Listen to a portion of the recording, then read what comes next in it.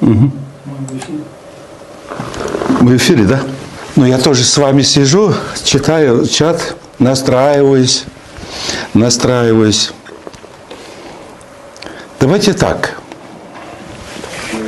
Моя задача тех, которые стремятся познать себя, рядом с врачом стать против недуга, не убеждать. Потому что они в убеждении не нуждаются. Просто подсказать, как управлять один из частей нашего, скажем, организма, его функций. И я вам рекомендую сейчас мысленно, как всегда, опять же, одеваем белый халат аспиранта. Но если вас жабы душат докторанта, будем с вами изучать элементарно некоторые возможности нашего организма. Некоторые возможности нашего подсознания. Хорошо? Значит, так. Прежде чем поговорить о сути, то есть о формуле, нам надо изучить элементарную арифметику. Элементарную арифметику. То научное открытие, которые были сделаны при Советском Союзе, и за счет этой научной фундаментальной открытия в области биологии 2 человека получили звание академика. Руководитель теоретической практической части был я, ваш покорный слуга. Руководитель лабораторной экспериментальной части, преподаватель университета Ломоносова, по совместительству заведующий лабораторией, доктор наук, прекрасный человек.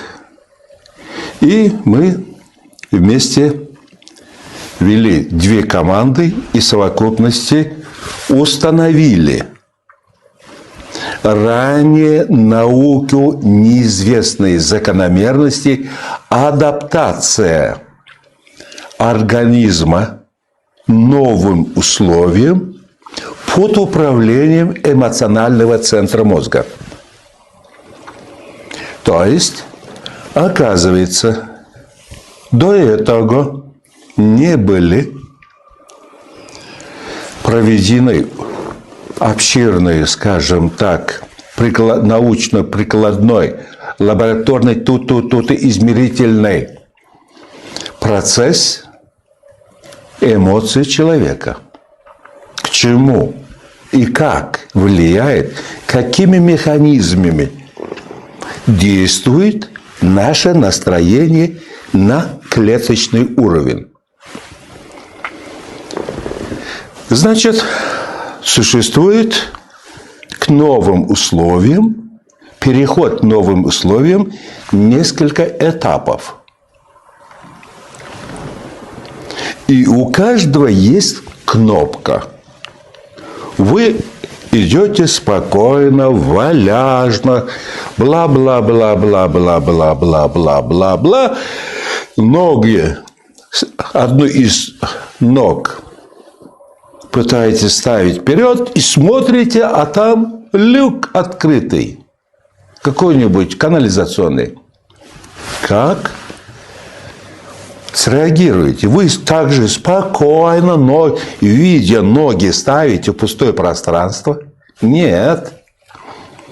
Вы можете на одной ноге подпрыгнуть,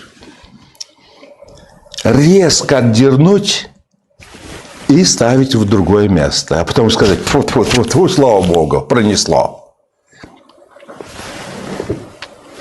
За счет чего вы из обычного состояния быстро перешли в другое состояние физической активности, то есть нервный всплеск, и вы оказались не по уши в дерьме, внутри, глубоко в канализации, а на той стороне. Нервные стволы, головной мозг кое-где, заранее прошу прощения, объяснение кухонным языком, с расчетом дурака, то есть для себя. Там находятся, ну скажем так, крючочки. Или, если скажу конденсаторы, то прочее, многие даже слово конденсатор не знают. Натянутые, как тетива, энергетической, скажем, сгусток, участки. Особо опасные моменты, они моментально выпускают импульс. И наши эмоции, наше чувство, наша реакция резко убыстряется. Сколько раз можно подпрыгивать? Вот, например, вы прыгнули, и видите, что вы уже падаете в другой колодец. Там тоже вы можете подпрыгнуть, но когда 3, 4, 5 раз прыгаете, в конце концов резко начинает наступать странная усталость. На последний люк было, не было, уже хватит, я уже вы можете что? Плавно опуститься. У нервного, скажем, импульса, переход из одного состояния в другое, мощная сила, но короткое время. Запомнили? Мы еще к вашему геморрою подойдем. А мы, между прочим, мы идем как раз туда. Следующий. Когда вы испугались, перешагнули, что происходит? Легкое учащение дыхания, да? Легкие учащения. Но если опасность не миновал, то сердце начинает стучать, дрожь по теле. Что это вызывает? Муравьи, что ли? Или вши побежали по телу? Это гормональная подкачка. Это гормональная подкачка, которую вы знаете, один из пресловутый, все знают. Адреналин. Гормон волнения. Норадреналин. Ну и группа есть. Адреналиновая группа имеет свою что? Сорта. Один во время гнева, другой во время страха, третий, ну просто волнение. Это разные группы, друзья мои. И используются разные сочетания этих гормонов. Значит, первый этап – это что? Нервно-импульсная адаптация, синхронизация новым условиям. К этому моменту, когда нервный запас пороха начинает исчезать, который держался в стволе ружья, успевает подойти через кровь вещества, которые выбрасываются из запасников надпочечники, гипофиза, щитовидной железы и других желез. Вы видели у человека, что какая-то железа была как у размера слона? Они достаточно маленькие, но они не такие сильные, но здесь чуть меньше по своей силе импульсивности, но по времени длиннее. Это время, ну, можно сказать,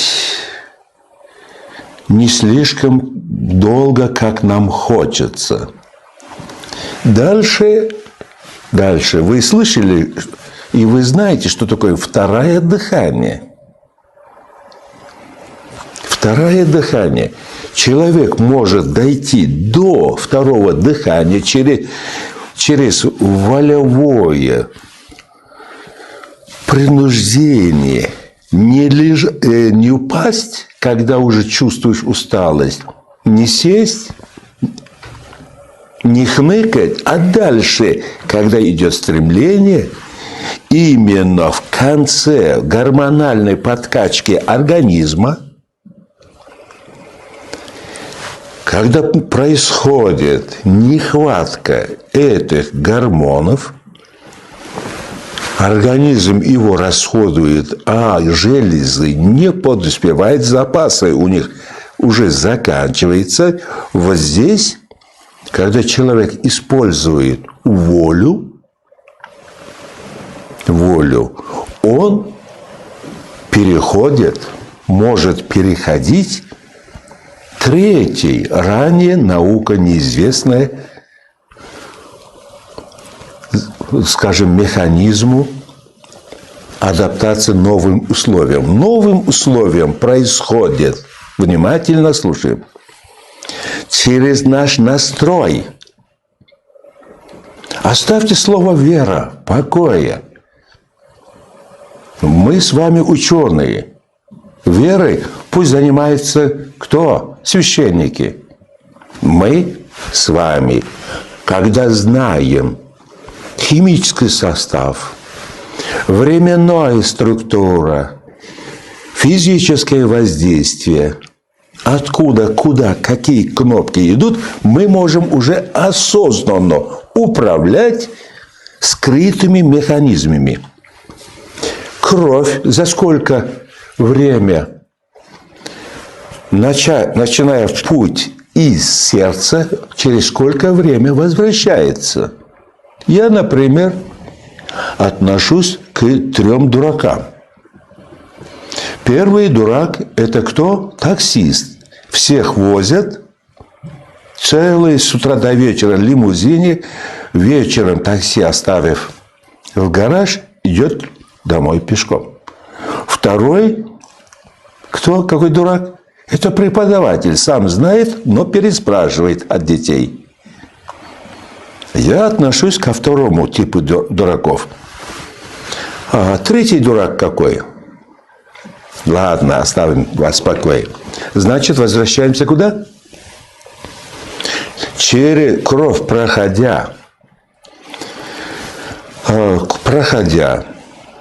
через эмоциональный центр, с собой уносит новый импульс.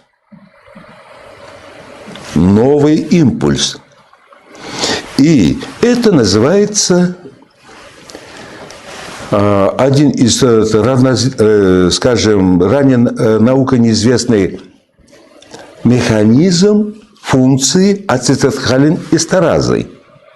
Есть такое вещество, такая зараза. Его задача, как аккумулятор, как пауэрбанк, берет новую колебание, новый энергетический импульс, идя по сосудам, по капиллярам, передает свои колебания куда? Клеткам, у которых другое колебание. Вот, скажем, мембранозависимое от колебательной от движения мембранозависимых процессов ацетилхолинэстеразы имеет доминирующую функцию. То есть он диктует, он приносит приказ. И каждая клетка, которая работает и по иным механизмам, начинает тут же синхронизироваться. И вот эта полная синхронизация происходит примерно в течение 2, 3, 4 минут. Примерно 3-4 раза общий проход. Теперь клетки мобилизовались.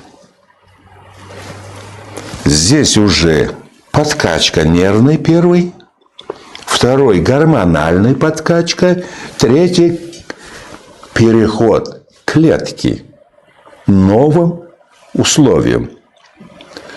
То есть стрессовая работа против холода, против жары, от вот этого чрезмерного тепла, или вырабатывание выносливости, вырабатывание еще силы. Это разные вещи. Значит,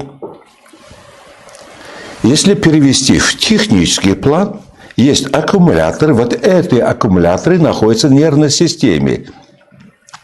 Есть стартер. Стартеры вот этот гормональный. И общий мотор. Маршевый двигатель. Через наш настрой мы с вами хотим управлять этот уровнем. Раз это, скажем так, настроение подняли, и опять на секунду не работает. Почему? Потому что для третьего адаптационной синхронизации нужно время. Примерно в среднем не менее 5 минут. Вам надо создать что? Искусственно, как актер, как актриса, войти, перевоплощаться в состояние чего? Ненормальности. С точки зрения нормального хронического больного, который много лет чем-то болеет, от врача к врачу ходит и везде получает доказательства, что он прав, что все врачи козлы, все это белых халатах мудаки, потому что никто ничего не знает, никто его не может вылечить. А потому что у самого морда сапковой лопаткой. Это слова миллион раз говорил за это 40 лет. Это слова Авиценны. Авиценна говорит: настрое. Смотрите, настрое. Я, ты и болезнь. Ну хорошо, ты, я и болезнь. Я не говорю, что медицина хуже. Просто когда великие умы медицины в первую очередь ставили на настрой самого человека, настрой. Если этот настрой недостаточно, то лекарства все начинают проигрывать, потому что в лучшем случае пациент инертен, ждет чудо-юдо со стороны носителя белого халата. Хронически больной человек, несущий в себе недуги разные многие годы, с самого начала знаю, 100%, потому что мы с вами, вашими братьями, не только ошибались, от десятилетий мы изучали, составляли психологический портрет. Где они? На стороне выздоровления, на стороне равнодушия или на стороне сомнения, неверия и болезней? Хронически больной, если больше 40 дней болеет, значит, Значит, в лучшем случае делай со мной что хочешь, но вылечи меня. Врач и болезнь остается один на один. Что может врач? Болезнь внутри вас. Болезнь всю сторону захватил. Потому что, чтобы довести себя до болезни, надо пробивать многослойной защитой организма. У человека есть многократный запас прочности от травм, от термических, скажем так, повреждений, от холода, от простуды, от инфекции тоже, мои хорошие. От инфекции. Значит, первый этап, второй этап, третий этап. Здесь я вам рассказываю, на какой части настроя у вас есть, та сторона победит. Об этом говорил Гиппократ, об этом говорил Авиценна, об этом говорил все светилы медицины. Но мы с вами коснулись современную медицину. И там есть огромные многие плюсы. Огромные плюсы. Но там есть один большущий минус. Исключение самого человека. Никто из вас не скажет мне сейчас, что вы разбираетесь в высшей математике, высшем, скажем так, нет. Но вы все лезете не в свое место. То в религию, то в психологию, то в политику. Где вы можете телегу пустым с грохотом туда-сюда таскать, все будут думать, что вы умные. Вот так обычные люди себя ведут, уважаемые докторанты, а вы необычны. И сейчас там мы с вами рассмотрим, чего может, что может наше подсознание. Когда мы в сознании временно говорим «заткнись», со своей бла-бла-бла «заткнись», и через подсознание даем нашему телу приказ. В подсознании критическое, скажем, мнение. Я верю, не верю, я сомневаюсь, я как отвергаю, я вообще таким вещам отношусь, скажем так, толерантно или гипотетически отрицательно. Такого нет. В подсознании находятся эталоны, основы черного, белого, хорошего. Там находятся кнопки. Через эти кнопки идет приказы, сигналы на все тело. Наша вера в себе, в своем выздоровлении, наши настрои в своем выздоровлении, как раз почему мы должны определенное время держать, определенное время, чтобы контролировать себя, чтобы наконец-то появилась сила на наших разрушительных руках, чтобы эта сила нажимала на этой кнопке, чтобы запустить механизм регенерации.